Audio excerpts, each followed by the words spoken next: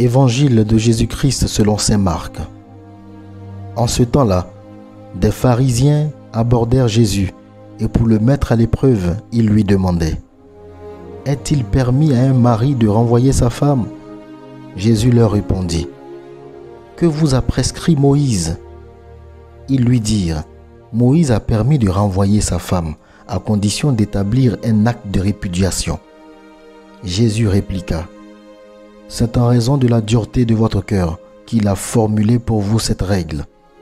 Mais au commencement de la création, Dieu les fit hommes et femmes. À cause de cela, l'homme quittera son père et sa mère, il s'attacherait à sa femme, et tous deux deviendront une seule chair. Ainsi, ils ne sont plus deux, mais une seule chair. Donc, ce que Dieu a uni, que l'homme ne le sépare pas. » De retour à la maison, les disciples l'interrogeaient de nouveau sur cette question.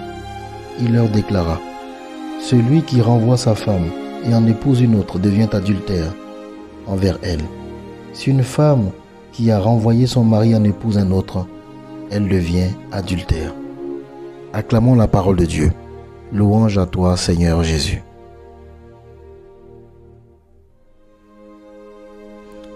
Ce que Dieu a uni, que l'homme ne le sépare pas.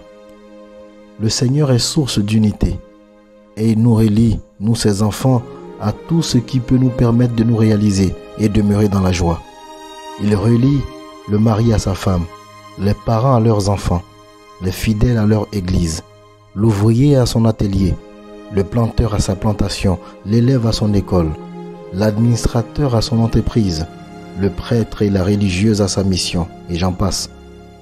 Dieu nous unit à tous ces êtres et ces choses qui sont liés à notre vie et favorisent notre épanouissement. Mais bien souvent, nous décidons nous-mêmes de couper ces unions. Nous fragilisons ces unions lorsque nous ne respectons pas les engagements que nous avons nous-mêmes pris. Ce que Dieu a uni, que l'homme ne le sépare pas. Dieu nous a unis à notre époux, à notre épouse, à nos enfants, à notre travail de tous les jours, à notre église, à notre ministère. Ne brisons pas cette union. Gardons-les en restant fidèles à notre épouse, à notre époux, en prenant au sérieux l'éducation des enfants, en étant assidus au travail ou à l'école, en prenant soin de notre foi. Et ne soyons pas également source de destruction de cette union dans la vie de l'autre. Seigneur, pardonne-nous toutes les fois où nous avons divisé ce que tu as uni à notre vie et à la vie des autres. Amen.